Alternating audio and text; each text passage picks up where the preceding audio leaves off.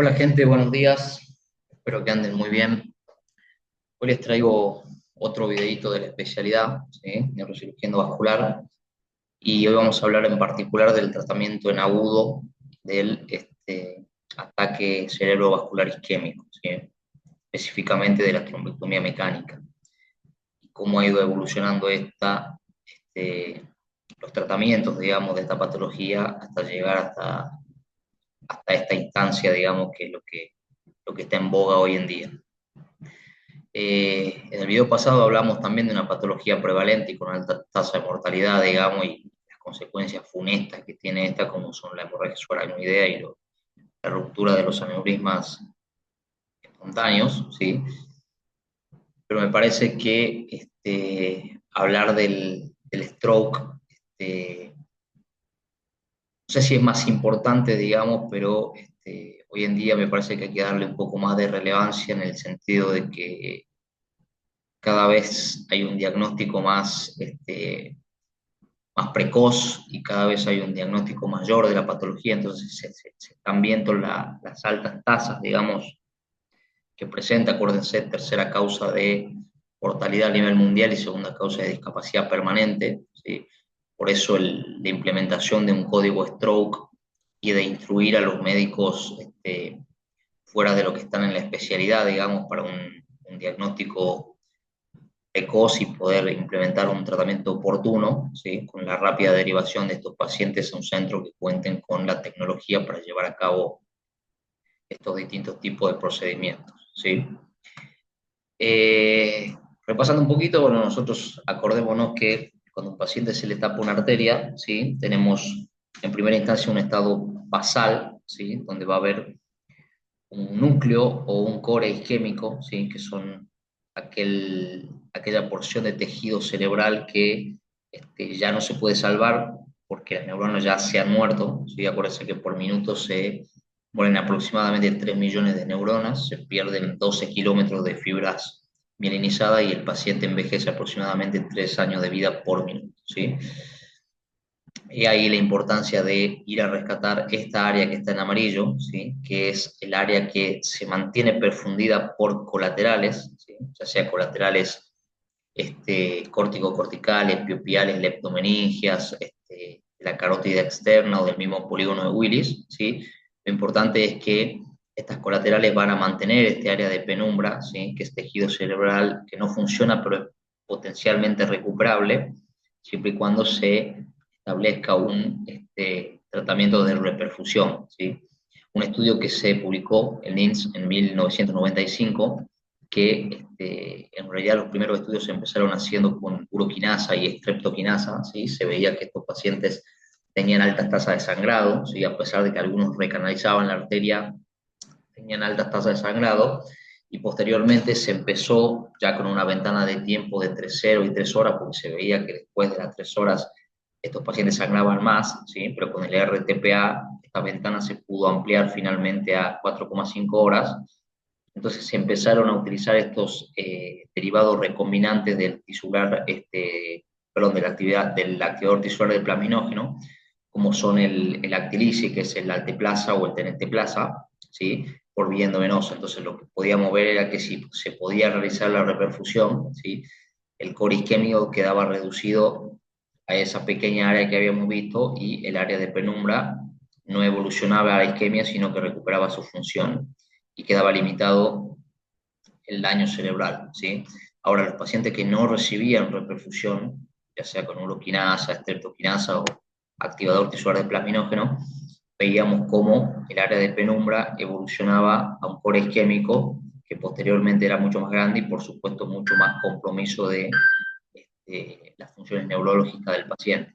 Bien, acá estamos viendo justamente la evolución, digamos, de una tomografía donde se ven signos tempranos, una resonancia magnética en difusión como muestra el área comprometida, que siempre van a ser primero los núcleos basales porque ahí hay circulación terminal, sin posibilidad de anastomosis, digamos, que suplan el déficit, que son las arterias lentículo-estriadas, y entonces siempre lo primero que se va a infartar, digamos, en un cerebro cuando se tapa, por ejemplo, la porción proximal M1 de la arteria cerebral media, van a ser las arterias lentículo-estriadas. Esta trombólisis endovenosa después a alguien se le ocurrió que se la podía hacer intraarterialmente, de forma selectiva y súper selectiva, utilizando distintos tipos de catéteres y guías, ¿sí? Cada vez más sofisticados a medida que el tiempo fue pasando, ¿sí?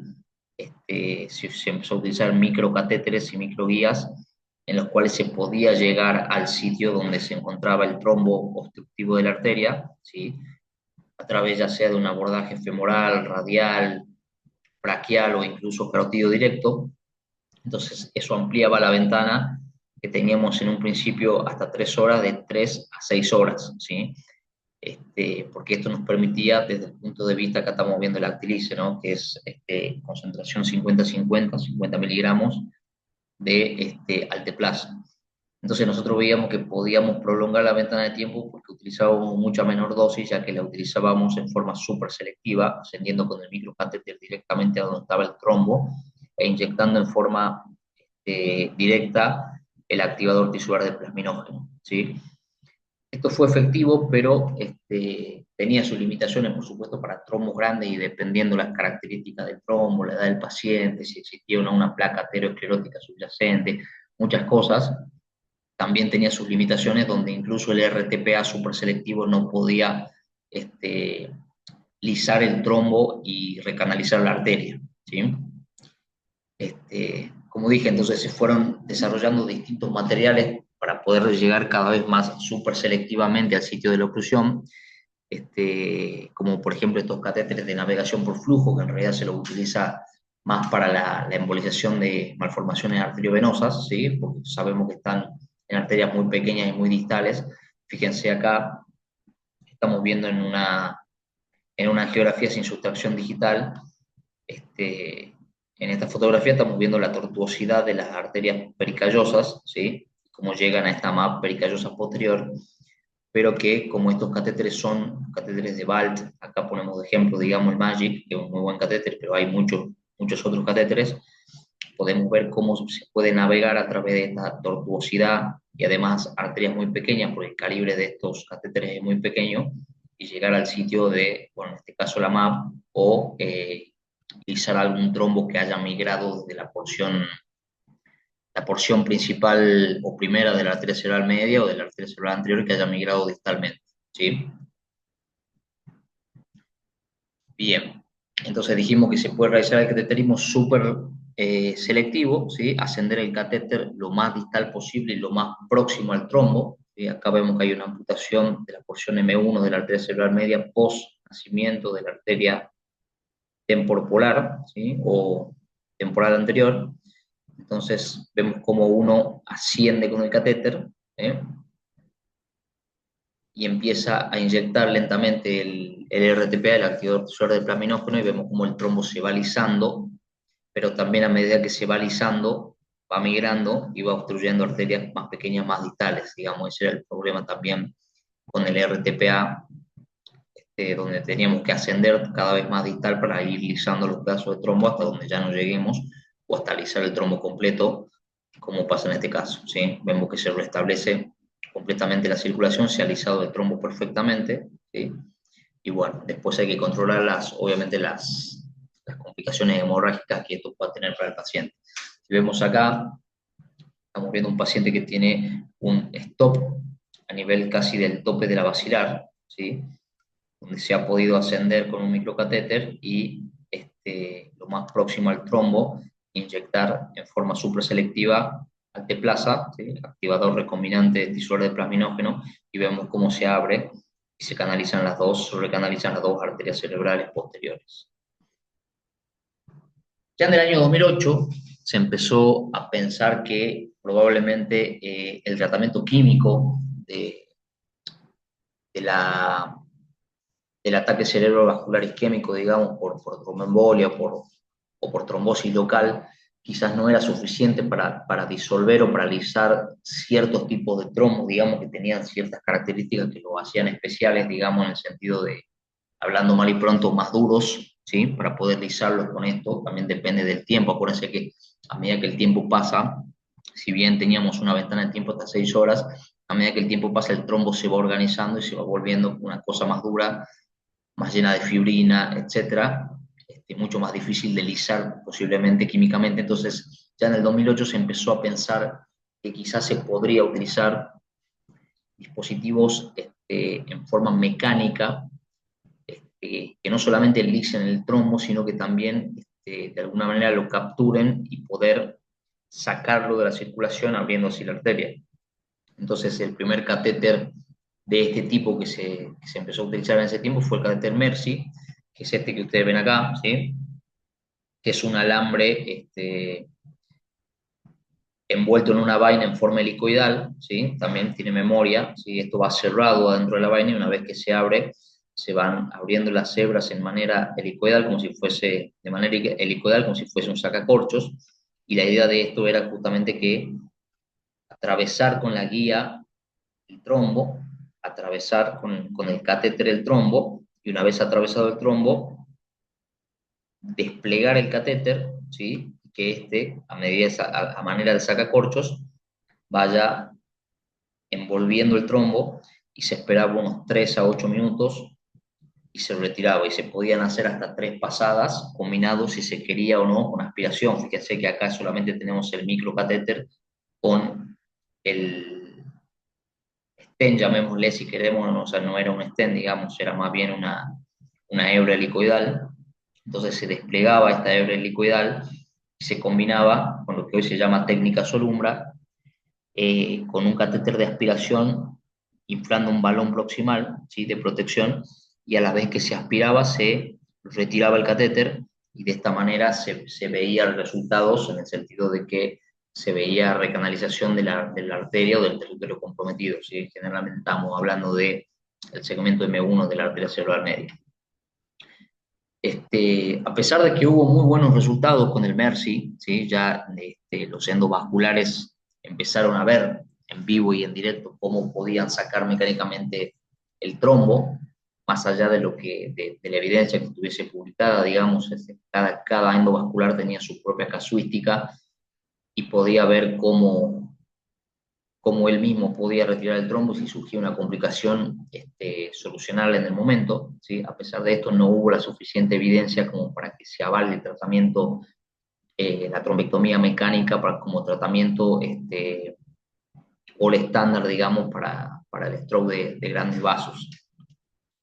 Entonces, claro, los endovasculares pasaron por un periodo ciclotímico, si se quiere, donde en el 2013 fue la verdad que fue devastador, digamos, para los endovasculares que estos 3 estudios, el IMES-3, el MRS Rescue y el Síntesis, no pudieran demostrar que la trombectomía era efectiva, a pesar de que los endovasculares sabíamos que sí lo era porque resolvíamos nuestras propias complicaciones. Por suerte, en el 2015 aparecieron estos trials, ¿sí? Que vinieron a cambiar el paradigma. Estos metaanálisis, digamos, surgieron a partir de estudios multicéntricos donde se vio finalmente que la trombectomía mecánica era efectiva, y muy superior a la trombólisis endovenosa, ¿sí? Y a cualquier otro tipo de terapéutica para el ataque cerebrovascular isquémico en agudo, ¿sí? Este estudio, digamos que fue el DOWN, fue como el boom de la trombectomía mecánica junto con el estudio de Diffuse 3, que después los invito a que lo lean. Este estudio nos avala para realizar la trombectomía mecánica. Acuérdense que nosotros teníamos, como en la fibrinolisis, teníamos una ventana, si era endovenosa, era de 0 a 3 horas, que después se amplió a 4 horas y media, y súper selectivo intraarterial hasta 6 horas, ¿sí? El Down, como les digo, este estudio que fue el boom, nos avala hacer trombectomías entre 6 y 24 horas en un stroke, siempre y cuando tengamos imágenes que demuestren un mismatch entre el core isquémico y el área de penumbra, que sea lo suficientemente grande e importante como que para que el paciente sea sometido a dicho tratamiento. De hecho, el Down tenía un número necesario para tratar de 2 a 3, o sea, esto es increíble, es bajísimo. Si tenemos en cuenta que para la estenosis coronaria y para la sepsis es casi 200, que 2 o 3 para el Down, el número necesario para tratar, sea el número absoluto, es algo de otro planeta, ¿sí? O sea, estamos viviendo el futuro en el presente prácticamente, ¿sí? Imagínense lo que se viene. Bien, entonces esto fue evolucionando, ¿sí? Se empezaron a partir del MERSI se empezaron a diseñar otro tipo de dispositivos, como el dispositivo aspirador de penumbra, ¿sí? Que es esta maquinita que ustedes ven acá, ¿sí? Que se conecta a la llave y al catéter de aspiración. Entonces uno acerca el catéter de aspiración lo más próximo al trombo, ¿sí? Esta oliva tiene una punta, una guía, en la que a medida que se aspira, se trata siempre de inflar un balón en la carótida proximal, ¿sí? Ya sea un balón del tipo de la misma marca Mercy o un Benchmark o tranquilamente un Chelo, ¿sí? Una protección. Se infla un balón y se empieza a fragmentar el trombo con la misma oliva y con la misma guía, y se realiza la aspiración a través del sistema de aspiración penumbra, ¿sí? O sea, hoy en día sabemos que si bien existe el sistema de aspiración penumbra, la bomba de penumbra, se puede realizar la aspiración manual con jeringas de 20 mililitros o de 60 mililitros, las que se traban, ¿sí? Entonces, a partir de este momento ya teníamos eh, aprobado, por decirlo de alguna manera, por la FDA y sociedades y las entidades sanitarias europeas y sudamericanas el, el tratamiento endovascular del stroke, ¿sí? Por tromboaspiración o el dispositivo Mercy, pero se fueron desarrollando otros dispositivos, ¿sí? Ya pensando, acuérdense que nosotros ya utilizamos los stents, ¿sí? Acuérdense que quien introdujo el stent en la terapéutica endovascular fue el doctor Pedro Lilique en el año 1996, donde realizó un aneurisma del tip basilar con coils, como se ve acá, ¿sí? No hay este caso, pero coils, el tip basilar, como si fuese con técnica en Y, un estén acá y un estén acá para que sostengan el CAS de coil, ¿sí? Fue entonces el doctor Lilly fue el primero en introducir el estén en la terapéutica endovascular. Entonces a alguien, ¿sí? Algún iluminado se le ocurrió, si nosotros ya utilizamos stents que pueden, valga la redundancia, ser utilizados como remodeling para el cuello de un aneurisma, digamos, o la remodelación de la pared de un vaso, ¿por qué no utilizar este tipo de stents sin liberarlos del todo? Como se ve en esta imagen, fíjense que si uno abre el stent o despliega el stent, llega un momento que al liberarlo del todo se desuelda de su misma guía y queda liberado. Entonces alguien dijo, ¿por qué no utilizamos ese stent para desplegarlo donde está el trombo, ¿sí? Y no liberarlo del todo, de manera tal que no quede suelto el stent adherido al trombo, ¿sí? Entonces de esta manera podíamos liberar el stent envolviendo el trombo, ¿sí? Sin liberarlo, acá está el microcatéter, dejándolo liberado unos 3 a 8 minutos, ¿sí?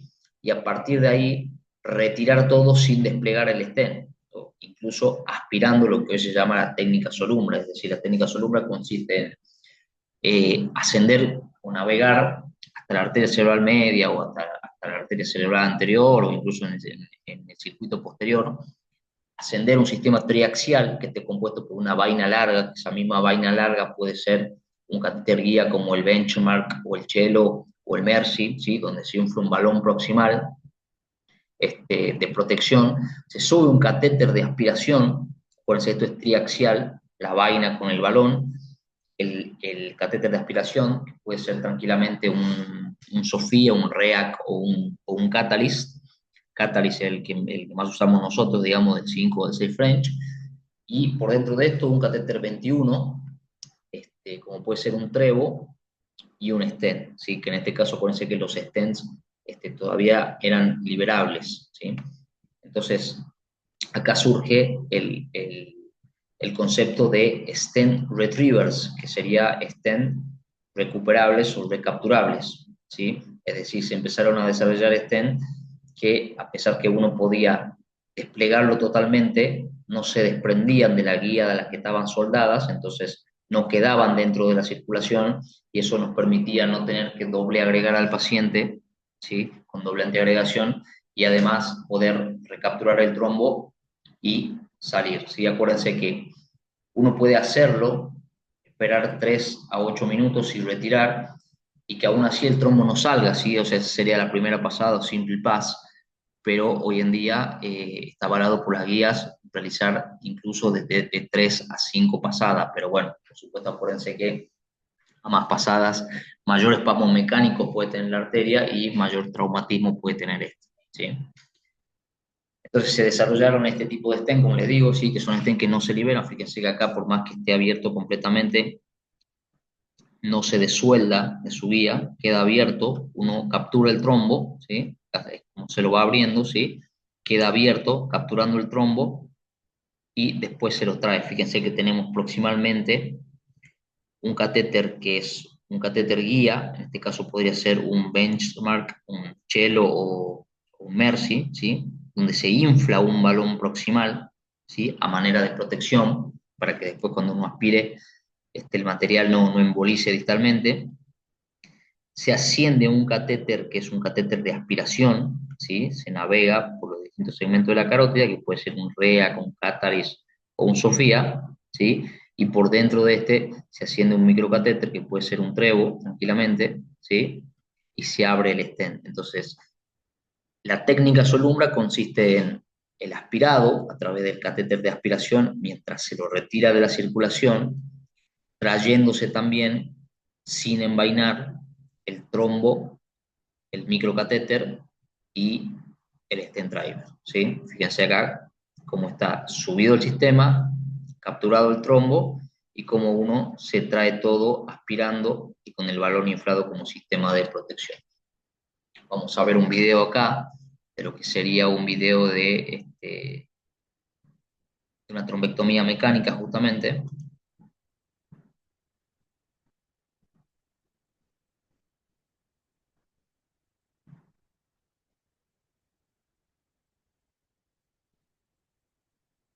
Trombo oclusivo en el segmento M1 de la arteria cerebral media izquierda, paciente hemipléjico afásico, de Seldinger, ¿sí? Navegamos la circulación hasta la circulación intracraneal.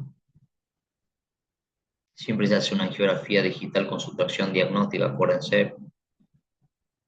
Encendemos la microguía, atravesamos el trombo y catéter de aspiración.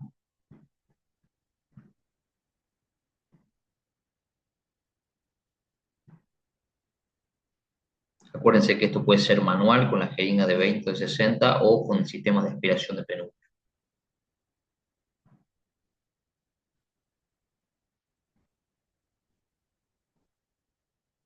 Bien, se aspira el trombo y se restablece la circulación.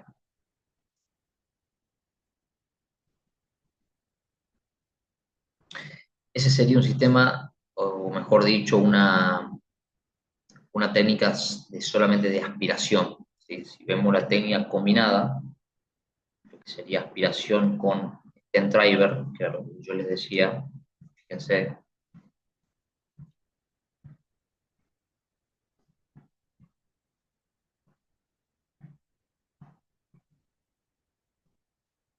en este caso vamos a ver el stent solitaire, ¿no? De la marca Strike.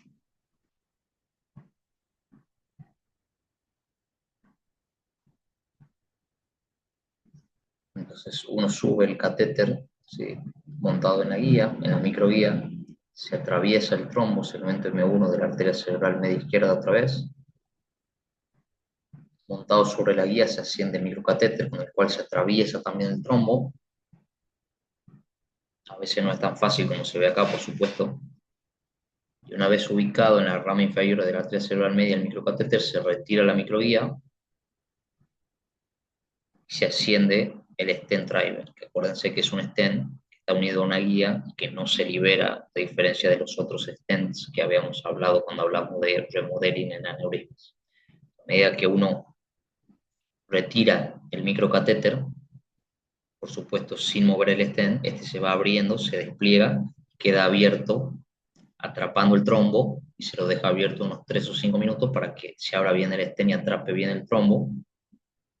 Y transcurridos esos 3, 5 o hasta 8 minutos lo dejan algunos, se puede retirar el mismo, como se ve en este caso, ¿sí? Se retira el mismo, o la técnica combinada, que es la técnica Solumbra, que no solamente se lo retira, sino que se acerca el catéter de aspiración a la porción proximal del trombo. Bien. Acá tenemos un caso, digamos, de una paciente que tiene una oclusión a nivel del tip carotidio, ¿sí? Fíjense ustedes que cuando uno realiza la angiografía por sustracción digital, se ve que hay un mínimo pasaje de contraste a través de la arteria cerebral media, ¿bien? Pero cuando uno realiza lo que sería obviamente la trombectomía mecánica, fíjense que se extrae un trombo bastante importante. Como recanaliza esta, ¿eh? Pasa de tener nada de circulación, ni siquiera circulación colateral leptomeningia, que uno podría ver circulando a contracorriente. Fíjense cómo abre no solamente el territorio de irrigación de la arteria cerebral media, sino que además abre el territorio de irrigación de la arteria cerebral anterior, ¿sí? Que era un trombo ubicado a nivel del tip carotidio. ¿Mm? Tiempos distales, cómo recanaliza completamente. Entonces, cuando uno compara el sistema Mercy, que era ese sacacorcho, lo primero que se utilizaba como forma de trombectomía mecánica, versus el sistema de aspiración penumbra versus el stent solitaire, ¿sí? Acá faltaría la técnica combinada sorumbra, uno ve que tiene una tasa de recanalización, el Mercy ya tenía casi 70% de tasa de recanalización, hoy en día el stent solitaire nos da casi un 90% de tasa de recanalización, con mínimo riesgo de hemorragia cerebral, mínima mortalidad y casi un 50% de evolución favorable, que esto depende de muchos factores, por supuesto, no solamente del catéter ni de las aptitudes ápticas del intervencionista, sino que tiene que ver también con el tiempo de evolución, las colaterales, muchas cosas, ¿sí? Este es otro caso donde se ve un stop a nivel de la arteria basilar. Lo mismo, se realizó, acá ahora vamos a ver bien cómo con un road mapping se realizó una trombectomía mecánica con el sistema Solumbra, ¿sí? Es decir, un stent retriever más un catéter de aspiración, y vemos cómo, además de que se logra la apertura, la recanalización de la arteria basilar, se ve que hay un trombo localizado a nivel de la arteria cerebral posterior. Entonces lo que se hizo fue justamente esto, digamos, se ascendió por la arteria vertebral derecha, ¿sí? Me preguntarán por qué no por la izquierda, obviamente porque la arteria cerebral derecha se puede hacer por radial, ¿sí? Y eso hace muy cómodo el procedimiento. Entonces se asciende, ¿sí? Después de haber realizado la trombectomía y tromboaspiración de la arteria cerebral, perdón, de la arteria basilar, se ve que hay un trombo localizado ahí a nivel de la arteria cerebral posterior derecha, entonces se asciende el catéter, ¿sí? Se abre el stent y posteriormente se retira todo el sistema, ¿sí? Sistema que en el caso de ser radial sería biaxial, no triaxial, y vemos cómo recanaliza el segmento ocluido, ¿sí? Fíjense, el segmento que estaba ocluido, vamos de nuevo, está tapada acá la arteria cerebral posterior, fíjense cómo recanaliza todo el territorio de lo que sería temporomesial y allá distal el lóbulo occipital, ¿sí? Entonces, a partir de esto, como dijimos, se fueron desarrollando distintos dispositivos y fue así que Solitaire, que en un primer momento había diseñado stents que eran para remodeling, es decir, eran stents que quedaban liberados y quedaban dentro del vaso sanguíneo, por lo tanto el paciente tenía que ser doble antiagregado y eran stents que se utilizaban fundamentalmente para como remodeling de cuello en los aneurismas de cuello ancho cuando uno iba a realizar coiling. Empezó a diseñar estos stents driver, recuperadores, ¿sí? Se recuperan. Y fíjense que el diseño de estos stents, si bien es un stent de celdas abiertas, en realidad es un stent de celdas cerradas, digamos, porque los sustratos son cerrados, pero fíjense que a mayor calibre, ¿sí? el Solitaire viene de 3 de 4 y de 6. Fíjense que el de 6 a mayor calibre más se pliega sobre sí mismo. Entonces, esto permite, por supuesto, fíjense la diferencia entre el de 4 y el de 6, como el de 6, al tener más diámetro, se pliega más sobre sí mismo, y como era el Mercy, de manera de sacacorchos, tiene más chances de agarrar más trombo. Por eso hoy en día lo que está en boga es utilizar el Solitaire de 6, que además de ser un stent driver, ¿sí? Cabe la aclaración, es un stent driver, no se libera. Uno por electrolisis, si es que decidiera hacerlo y quisiera hacerlo, se puede llegar a liberar. Y fíjense que tiene marcas radiopacas tanto en la punta, ¿sí? Como en las partes del medio, ¿sí? Y en la parte más proximal. Y eso es lo que nos va indicando cómo se va liberando, porque esto se hace más o menos a ciegas, o sea, se hace bajo visión fluoroscópica, pero fíjense cómo va adoptando la forma de la arteria, ¿sí? Y eso también nos da la pauta de, porque nosotros no podemos ver ese segmento de la arteria porque está tapado por trombos, nos da la pauta de que si hay una placa aterosclerótica, no veríamos que el stent se abre como se está abriendo acá, digamos que se ven bien desplegaditas las patitas esas, se vería más bien una cosa deformada o achatada, y eso nos da la pauta de que si una vez que retiremos el stent, recanalicemos la arteria, digamos, extraigamos el trombo, si este se vuelve a formar es porque puede haber tranquilamente una placa aterosclerótica y haber habido ahí un accidente de placa, y bueno, en ese caso lamentablemente hay que dejar el stent, y sí dobletear al paciente para que no se forme nuevamente el trombo, ¿sí? Este es el stent Solitaire Platinum 640, es el que más utilizamos, pasa por un catéter 27, generalmente utilizamos un Phenox, ¿sí? Un catéter de Phenom, es un catéter de bajo perfil, pero de buena performance, buena navegabilidad.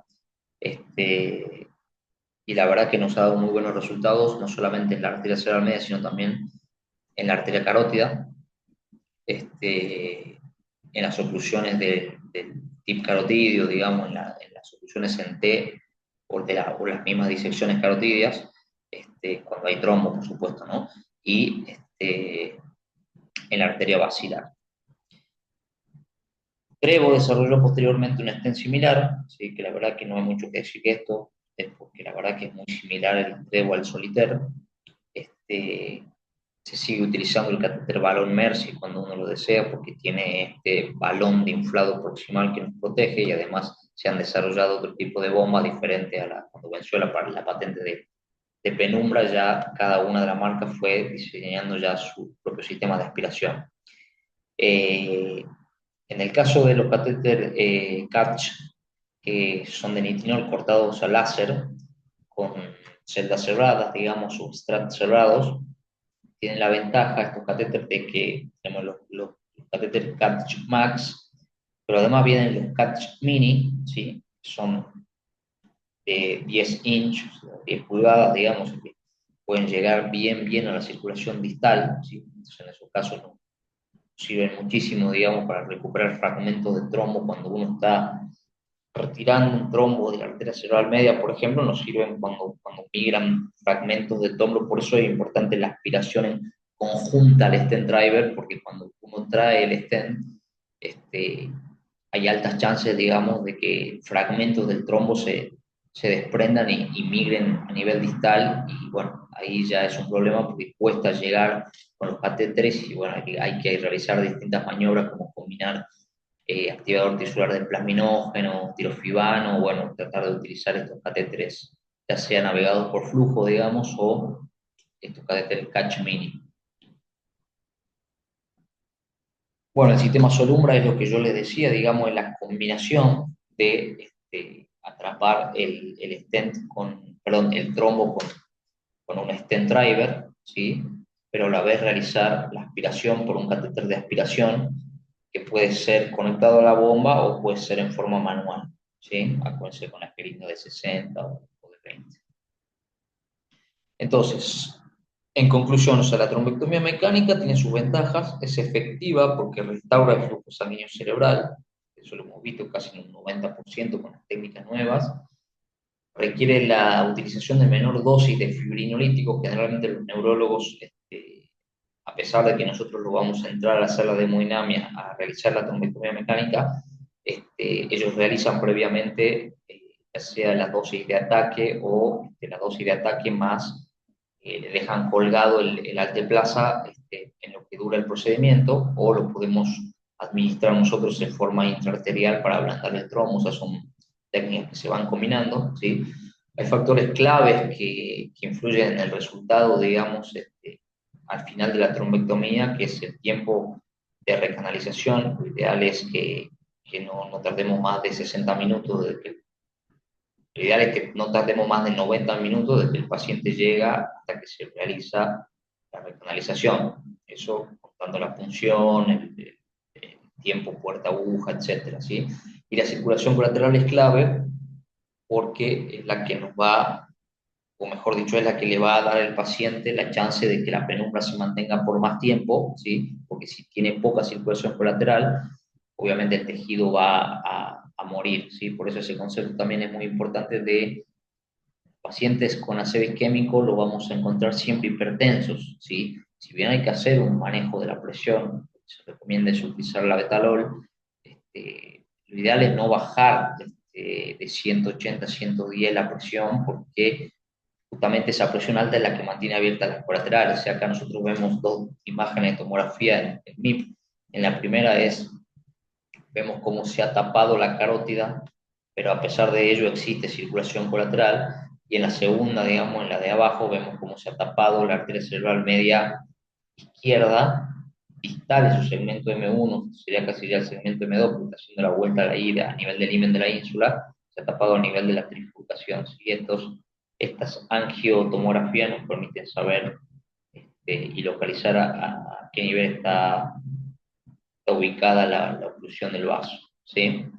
Entonces las imágenes preoperatorias son claves para una adecuada selección del paciente, no solo estas tomografías, sino las tomografías por perfusión y las que avalan el estudio Down y el estudio Diffuse 3, que son justamente una combinación múltiple de imágenes, digamos, donde uno puede hacer el mismatch, ya sea entre la clínica y la imagen, entre la difusión y la perfusión, entre la difusión y el FLAIR, o utilizando las mismas técnicas de perfusión, ya sea en angiógrafos, perdón, sí, en el angiógrafo también, pero fundamentalmente en el resonador magnético y en el tomógrafo.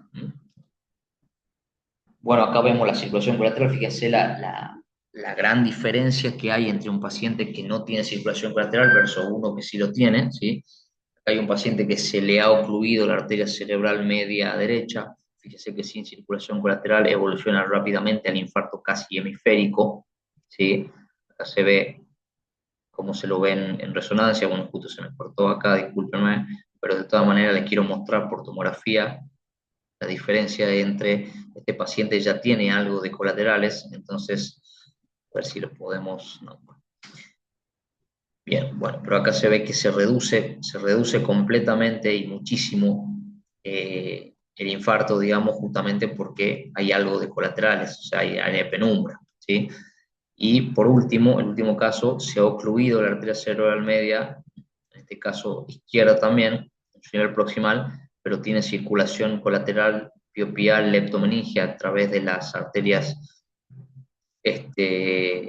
a nivel de las anastomosis, como les digo, piopiales de la arteria cerebral posterior y de la arteria cerebral anterior, llenan a contracorriente el flujo y se ve como mantiene prácticamente toda la circulación siempre y cuando esté abierta a presión, como dijimos. Prácticamente, a pesar de que han pasado muchas horas, no se lo ve el infarto, y si uno ve la resonancia por perfusión ni siquiera se insinúa, ¿sí? Solamente a nivel ganglio basal se puede ver un poquito ahí de restricción a la difusión, una hiperintensidad, pero básicamente cuando uno habla de que el tiempo es cerebro, las colaterales son cerebro, las colaterales son tiempo. Entonces creo que es el factor más importante a la hora de ver cuánto lleva el paciente en penumbra, digamos, y si es que hay un mismatch importante entre el core isquémico y la penumbra que justifique realizar una trombectomía al paciente, por ejemplo, transcurrida 24 horas. ¿Sí? También está el famoso stroke de wake up o del despertar, digamos, que es aquel que nos va solamente las imágenes nos pueden guiar porque el horario no lo podemos establecer porque no hay quien nos diga con certeza el horario de inicio de los síntomas, ¿sí? Bueno, otro ejemplo de circulación colateral, esto es lo que quería que vean, fíjense que hay un stop acá. Esto es una angiografía por sutracción digital en vista anteroposterior selectiva de la arteria carótida interna izquierda. Fíjense que hay un stop, como les digo, a nivel de la arteria cerebral anterior, perdón, de la arteria cerebral media izquierda. Y a pesar de eso, fíjense que prácticamente todo el territorio de la arteria cerebral media, la convexidad del cerebro, el lóbulo temporal, etcétera, se llena por colaterales de la arteria cerebral anterior y de la arteria cerebral posterior, ¿sí? Se ve la arteria espinal, se llenan a contracorriente, ¿sí? Acá se lo ve, esto sería un tiempo arterial temprano, sé que está tapada, pero a medida que uno deja correr el RAM y el contraste se ve como se llena prácticamente la totalidad. Entonces este es un paciente que tiene una amplia área de penumbra y seguramente un pequeño core isquémico que va a corresponder a las arterias lenticuloestriadas. Acuérdense que esta tiene circulación terminal, entonces la primera región neuronal que se pierde es esta, ¿sí? Los núcleos basales, pero lo que es cortical y córtico subcortical se va a mantener siempre y cuando se mantenga la presión y el paciente llegue a tiempo, ¿sí? Porque por más circulación colateral que tenga, nunca va a ser la misma que la circulación normal. De hecho, acá lo vemos, ¿no? Cuando nosotros realizamos la trombectomía mecánica, ¿sí? Vemos ahí cómo abrimos el stent driver y acá se realiza un doble pass porque tiene un trombo localizado cabalgando una parte en la porción superior de la bifurcación y otra en la parte inferior, entonces hubo que realizar dos pasadas, una arriba y una abajo, y después de esto se ve cómo se va restableciendo la circulación, y fíjense la diferencia entre lo que era la circulación colateral, circulando a contracorriente de la arteria cerebral anterior y de la arteria cerebral posterior, versus lo que es la circulación normal de la arteria cerebral media. ¿Sí? Si bien esto suple o nos da penumbra, nos da tiempo, nunca va a ser la misma circulación. ¿Sí? Ahora vamos a ver la escala que se utiliza para valorar la circulación cuando se recanaliza una arteria, que es la escala de Tisi, la escala cerebral de Tisi. ¿Sí?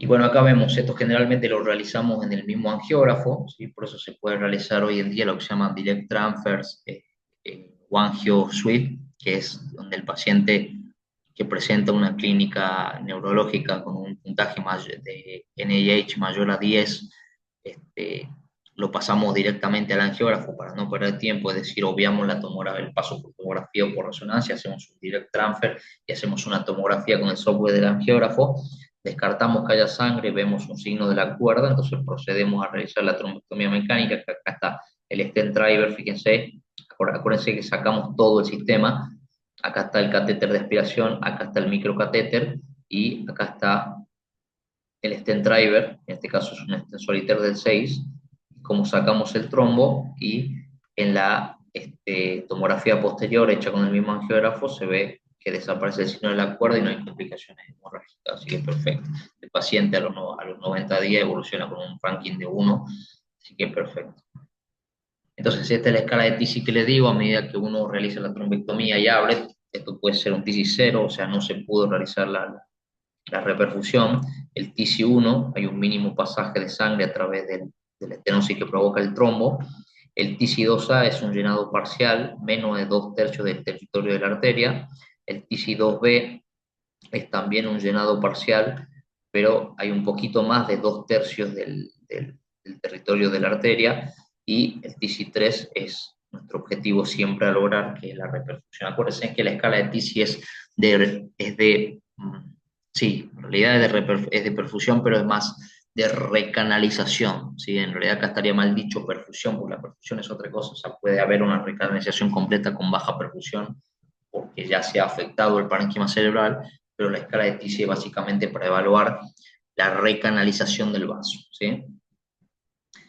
Bueno, complicaciones, o sea, esto, la verdad que hasta ahora hemos hablado maravillas de la trombotomía mecánica, yo creo que no es para menos, porque hoy en día las tasas de complicaciones son bajas y dependen mucho del operador y de muchas otras cuestiones, digamos, si se utiliza o no se utiliza anticoagulación intraprocedimiento, cuántas horas han pasado, si se utiliza RTPA, cuántas pasadas se realiza con el stent o con el sistema de aspiración. Bien, entonces yo le voy a mostrar una sola complicación, pero que ha sido la peor de las complicaciones, porque se han presentado todas las complicaciones que se pueden presentar en un procedimiento de trombectomía mecánica, todas juntas, digamos, porque esta es la mala suerte de la mala suerte, pero vamos a ver que no siempre todo es un cuento de hadas, ¿sí? Fíjense esta paciente, que es una paciente de 42 años, que se presenta a la guardia con una hemoglosis fugax, que ya no tiene que hacer pensar que puede estar comprometida la carótida, ¿sí? La angio-TC demuestra justamente que está disecada la carótida, entonces se comienza el tratamiento con aspirina. 6 horas después de la admisión al centro, la paciente desarrolla una afasia y una hemiplegia derecha y cambio en el estado de conciencia, ¿sí? Requiere que la intuben, se activa código Strobe y la paciente es llevada inmediatamente a la sala de hemodinamia. Cuando se realiza la angiografía inicial, vemos que la carótida se encuentra disecada desde su segmento cervical hasta casi el segmento, hasta casi el sifón carotidio, ¿sí?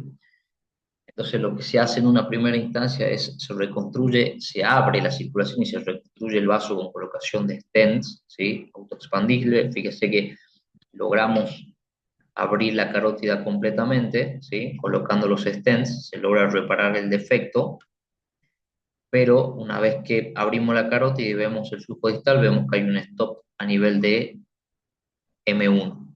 Entonces, obviamente procedemos con realizando una trombectomía mecánica con la técnica Solumbra, que es la que utilizamos nosotros. En este caso utilizamos una trombectomía mecánica con un penumbra de 0,41. La pudimos abrir a la arteria, pero vemos que queda un trombo cabalgando acá, ¿sí? Justo ahí antes de la bifurcación. Pero lo peor de todo es esto: cuando realizamos el run de control, esto es una angiografía por sustracción digital en vista anteroposterior de la arteria carótida interna, que nos muestra acá la cerebral media, vemos que hay una extravasación de contraste. Esto seguramente fue traumático porque se realizaron más de una pasada, sí, creo que fueron 3 pasadas.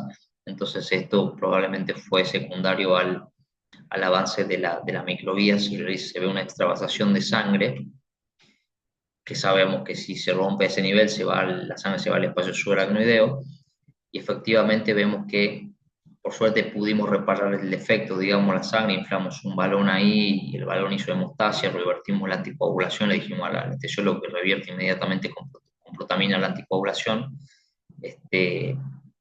Se pudo, ahí está inflado el balón, por eso se ve el stop, no crean que se volvió a tapar, pero vemos que hay una hemorragia subaracnoidea que compromete casi todas las cisternas de la base, ¿sí? La cisterna supraquiasmática, la cisterna silviana, digamos, la cisterna interhemisférica, la cisterna interpeduncular, la cisterna crural, la ambiens, la cuadrigeminal, ¿sí? Y los surcos de la convexidad. Por supuesto que esto se ve mucho más catastrófico de lo que es, porque hay contraste mezclado con sangre. Por suerte en la clínica Sagrada Familia se cuenta con un tomógrafo espectral que puede sustraer la sangre para diferenciarla del contraste, pero la realidad es que acá sí hubo un volcado subaracnoideo, ¿sí? Por la ruptura de una arteria, entonces se deja inflado el balón. Cuando se desinfla el balón, se hizo la hemostasia, o sea, no hubo necesidad de sacrificar la arteria, o sea, no hubo la necesidad de realizar un tratamiento deconstructivo, por suerte. Y acuérdense que el tratamiento deconstructivo es sacrificando la arteria, ya sea inyectando una sustancia embolizante como puede ser el Onix, sustancias cohesivas como el Onix, o sustancias adhesivas como los derivados del cianoacrilato, ¿sí? O incluso coils. No hubo la necesidad de eso, por suerte. Lamentablemente la paciente evoluciona a las 24 horas con una isquemia grande, ¿sí? Seguramente por el inflado del balón, ¿sí? El inflado del balón produce un espasmo mecánico y además el éxtasis sanguíneo puede producir trombos. Entonces la paciente evoluciona, que lo vemos por resonancia a las 24 horas, con una isquemia grande en el territorio de la arteria cerebral media. Fíjense que parte de la rama de arriba se ha salvado, ¿sí? No así las arterias perforantes ventrículo-estriadas y la rama inferior y dominante, porque irriga el lóbulo parietal. Y a los 4 días la paciente evoluciona con un edema maligno que tiene que ser sometida a una craniectomía descompresiva. Como si esto fuese poco, cuando se realiza a la semana la geografía de control, podemos ver que la paciente por el mismo traumatismo de la arteria ha desarrollado un pseudoaneurisma, ¿sí? Que posteriormente deberá ser tratado, ya sea con COIS o con un stent diversor de flujo. Raro un stent diversor de flujo, bueno, porque parece que implica la doble antiagregación para la paciente, pero bueno, para que vean que todas las complicaciones que puede haber en una trombectomía mecánica, ¿sí? Nada, muchas gracias. La verdad que hay mucho para hablar del tema. Vamos a hacer después un video de complicaciones porque hay muchas complicaciones. Acá hemos nombrado algunas, digamos, como son, esta paciente tenía disecada la carótida, pero a veces la disecamos nosotros también con la misma guía. Este, Se puede perforar las arterias, por eso no hay que ensañarse. Acuérdense que lo perfecto a veces es enemigo de lo bueno, entonces por eso las guías dicen 3 pasadas y yo creo que después de la tercera pasada, si uno se encuentra con un flujo TC1 o TC2A, se debería conformar con eso, ¿sí? Por más que dé mucha bronca que un paciente joven quede afásico y hemipléjico, la verdad que da bronca y uno se ensaña y quiere abrir esa arteria como sea. Hay que tener en cuenta que las complicaciones pueden ser incluso peores de lo que pueden ser las secuelas del mismo ACV. Este, y bueno, mucho que hablar de dispositivos, la verdad que yo les di un pantallazo general. Tampoco esto es este, no es para hablar de marca ni cuál es superior a cuál, digamos. Creo que todos los stents driver, como los catéteres de aspiración y los sistemas de aspiración y protección que hay actualmente en el mercado tienen un perfil parecido. Así que tampoco me parece abordar sobre eso. Sí creo que habría que hacer más hincapié en la prevención de la ACV, digamos, y en educar a la población médica no especialista sobre el código stroke y cómo reconocer rápidamente una ACV. Para eso está hecha la escala de NIH. Y si existe un centro con una tecnología adecuada para realizar este tipo de tratamientos, no demorar el tratamiento oportuno, ¿sí? Como les digo, un tema queda mucho que hablar, así que seguramente ya estaremos subiendo otro video sobre el tema. Muchas gracias.